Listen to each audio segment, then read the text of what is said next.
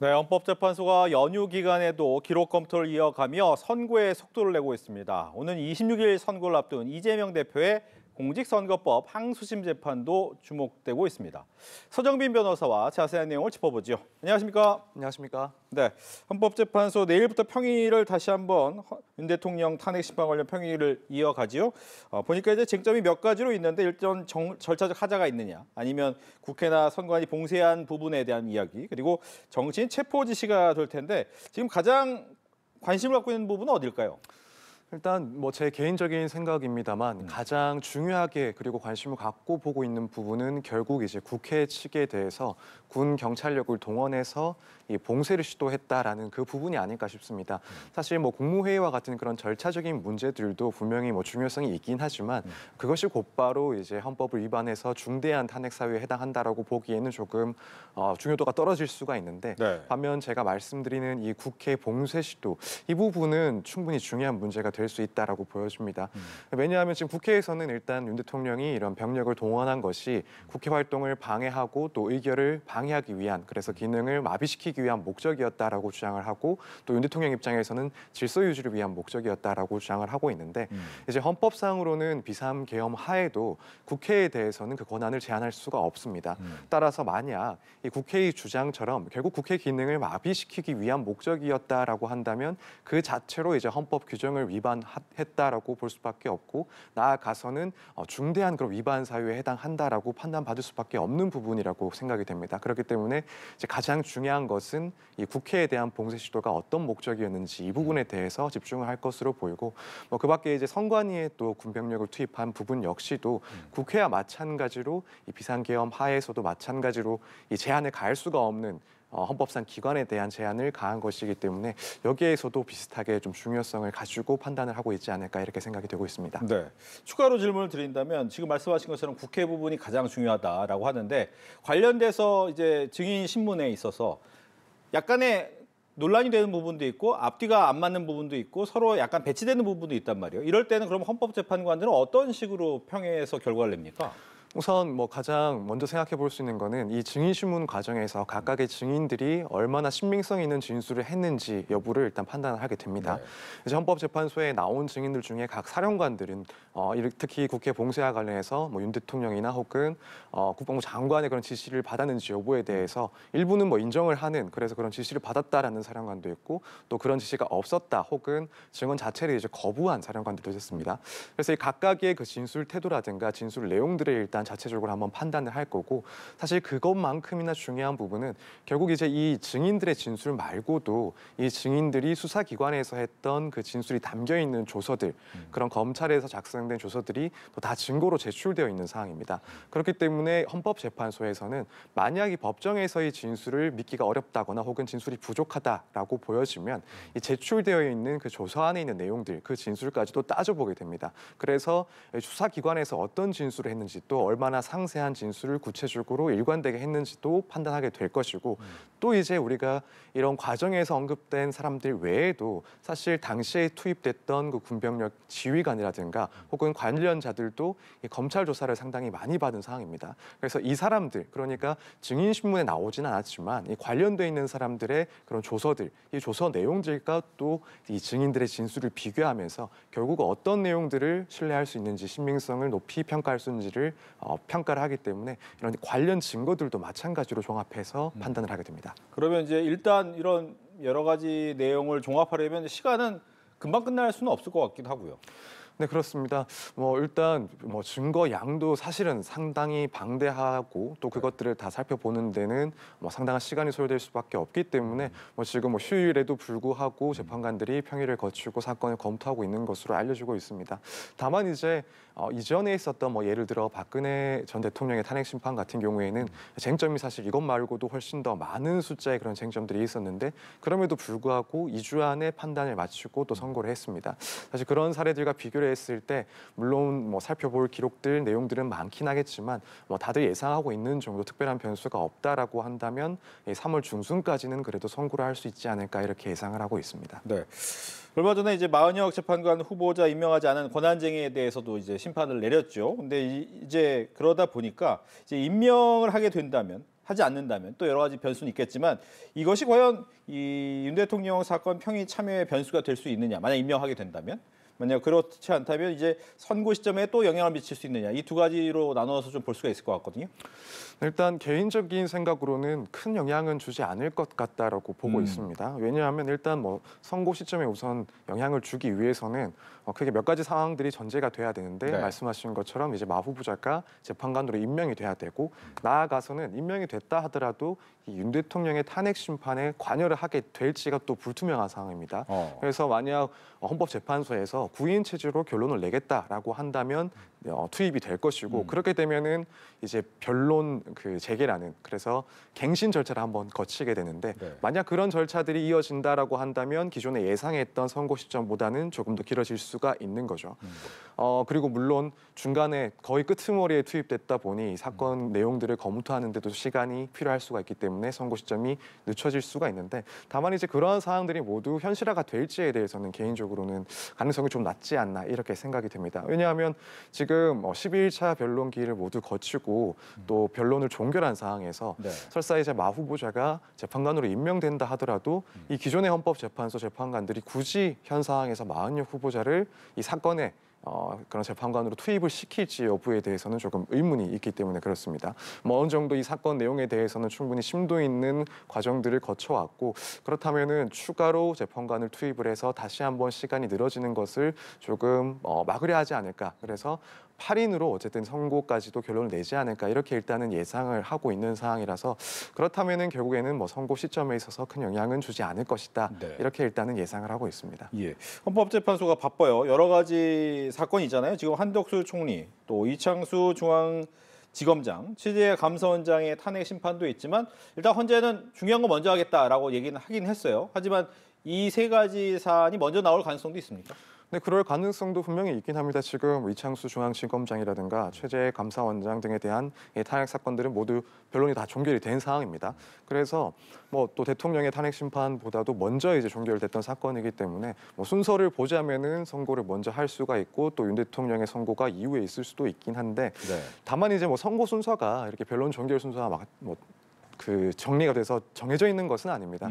그렇기 때문에 사실 윤 대통령의 사건에 대해서 이 탄핵 심판에 대해서 가장 우선적으로 또 중요하게 판단을 하고 신속하게 처리를 하겠다라는 그런 기존의 입장을 봤을 때는 이 다른 탄핵 심판들의 선고는 조금 늦춰질 수도 있지 않을까 이런 생각이 들고 또 이제 과거의 사례들도 뭐 마찬가지로 비추어 봤을 때 뭐 예전에 이제 박근혜 전 대통령의 탄핵 심판 같은 경우에는 뭐 다른 그런 위원들이나 다른 인물들에 대한 탄핵 심판은 없었던 것으로 알고 있습니다.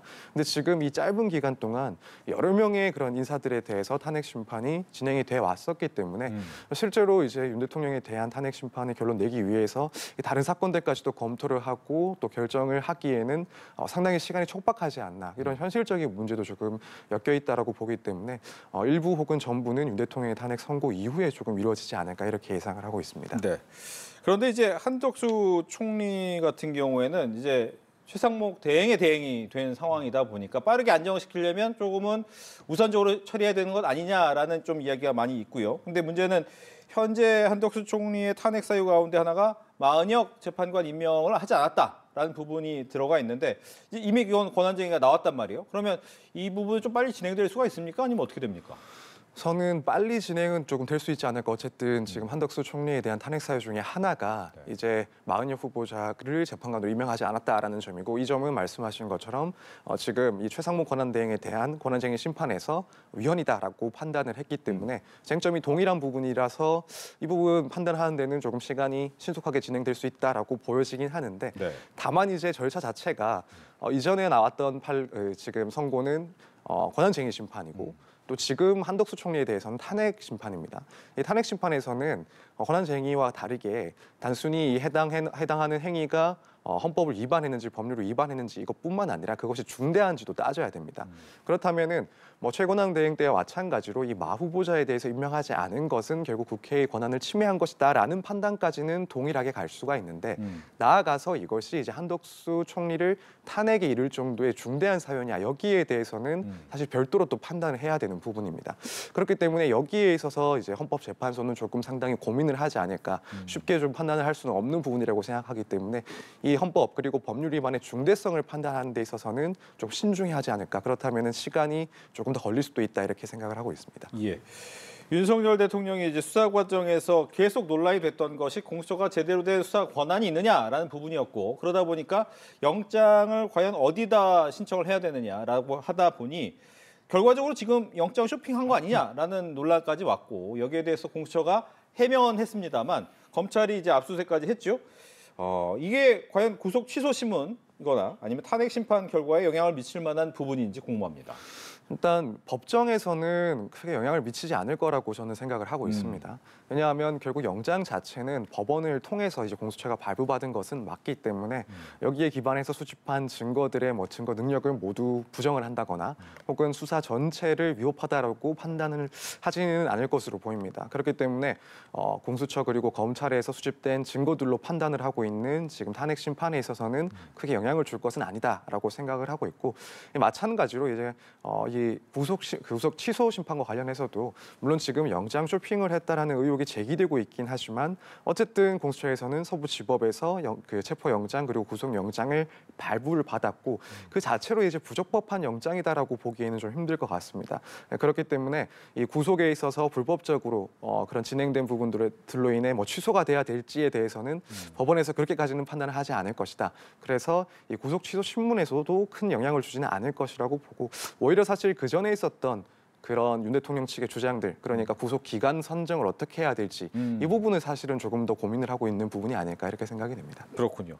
이제 김세환 전 중앙선거관리위원회 사무총장이 재임 시절 선관위 명의의 세컨드 폰을 만들어서 정치인들과 연락했다. 최근 감사원 감사에서 채용 비리의 실태가 드러난 것과 맞물려서 공정성 문제로 번지고 있는데 이 사안은 어떻게 봐야 될까요? 사실 이제 법조인 입장에서 사실 이거는 가볍게 넘어갈 문제는 절대 아니라고 생각을 합니다. 일단 선관위 같은 경우에는 선거의 공정한 관리를 위해서 헌법상으로 이제 설정이 되어 있는 기관이고 또 독립성이 보장되어 있는 기관입니다. 그래서 예를 들면 공정성 담보를 위해서도 이 선관위 위원들을 정하는 데 있어서 대통령이 3인 그리고 국회에서 3인을 선출하고 또 한편으로는 이 대법원장이 3인의 위원을 이제 지명하도록 해서 이 구성을 하는 데 있어서도 이 삼권 분립을 상당히 지켜서 절차들을 진행할 수 있도록 규정을 해놨습니다. 그런데 이제 이런 독립성이 중요한 선관위의 사무총장이 재임을 하면서 이 세컨드 폰으로 정치인들과 소통을 했다. 이 부분은 결국 이 보장을 하고 또 담보가 돼야 되는 그 독립성을 상당히 이제 의심할 수밖에 없는 그런 행위라고 볼 수밖에 없습니다. 물론 통화 내용이랑 상관없이 선거 자체에 대한 공정성에는 문제가 없다라고 볼 수도 있긴 하지만 최소한 그런 점에 대한 의혹 제기가 있을 수 있다라는 점 역시도 충분히 문제로 지적될 수 있지 않나 이렇게 생각이 됩니다. 특히 지금 최근에 이제 감사원에서 이 발표한 내용을 보면은 지난 10년간 있었던 그런 채용 과정을 봤을 때 800건이 넘는 규정 위반이 있었다라고 일단 보도가 됐습니다. 물론 이제 헌법재판소에서는 이런 채용 비리와 관련된 이 권한쟁의 심판, 그래서 선관위와 이제 감사원 사이의 권한쟁의 심판에 대해서 결론은 감사원의 감사 대상 그리고 기관에는 선관위는 포함되지 않는다라고 해서 선관위의 손을 들어주긴 했지만 또 덧붙인 내용 중에 하나가 그렇다고 해서 이 선관위가 국회나 수사기관의 통제에서 벗어나는 것도 아니고 한편으로는 감사위원 제도 등을 조금 더 그 실효성을 담보로 해서 이런 의혹들에 대해서는 그런 우려들을 불식시켜야 된다라는 점을 또 지적하기도 했습니다. 그래서 이런 상황들까지 종합을 했을 때 결국에는 실질적으로 이런 선관위의 비위 사실에 대한 그런 의혹에 대해서 좀 실질적으로 감시하고 또 통제할 수 있는 그런 실효성 있는 제도가 조금 확보되고 또 고민되어야 되는 상황이 아닌가 이렇게 생각을 하고 있습니다. 예. 이재명 대표의 선거법 위반 2심 선고가 예정이 됐어요. 이제 위증교사 사건도 항소심에 돌입하고 예를 들어서 만약 탄핵의 결과에 따라 달라지겠지만 만약 조기 대선이 치러지게 되면 이 결과가 또 중요한 작용이 될 것이라고 보는데 1심, 2심 바뀌는 가능성이 좀 있습니까? 어떻습니까? 우선 즉 사실관계에 대해서는 대부분 이제 오랫동안 이 사건들에 대해 1심이 오랜 기간 파악을 해왔기 때문에 네. 이 사실관계 변동은 2심에서는 있지는 않을 것 같고 다만 이제 법률적인 그런 판단에 있어서는 어느 정도 해석의 여지가 또 달라질 수도 있기 때문에 변동이 생긴다면 이런 법률 해석 그리고 적용에 대한 문제가 아닐까 생각이 듭니다. 먼저 이제 위증교사 사건 같은 경우에는 이제 이재명 대표가 2018년 자신의 이제 공직선거법 위반 혐의로 재판을 받고 있던 중에 이 증인인 그 김진성 씨에게 변론유지서를 보내주고 기억을 환기시키고 또 이제 기억하는 대로 진술을 해달라라는 취지의 부탁을 했고 이게 이제 위증교사가 아니냐라는 혐의로 재판을 받고 있는 상황입니다. 그래서 일단 이런 방식의 기억하는 대로 어쨌든 진술을 해달라라는 그 진술 자체는 위증교사라고 보기는 조금 어려운 점이 있다라고 보이는데 2심에서 조금 더 고민할 수 있는 부분 중에 하나라고 생각하는 점은 지금 이 김진성 씨가 1심에서 자기 스스로 이제 인정을 하고 또 유죄를 받았습니다. 그렇다면은 위증을 했다라고 하는 사람에 대해서 유죄를 선고하는데 교사했다라는 의혹을 받는 이재명 대표에 대해서는 과연 무죄로 선고하는 것이 맞는지 여기에 대해서 조금 2심에서 고민을 할 수 있는 지점이 아닐까. 그래서 변동이 있다면 이 부분이 될 수도 있다라고 생각을 하고 있습니다. 그리고 지금 이제 얼마 전에 종결한 그 선거법 위반 사건 같은 경우에는 1심에서 이제 주장을 해왔던 그리고 쟁점이 되어왔던 내용들 대부분이 사실은 이제 법률 해석 혹은 적용과 관련된 부분이라서 변수가 된다면 될 수 있을 것 같습니다.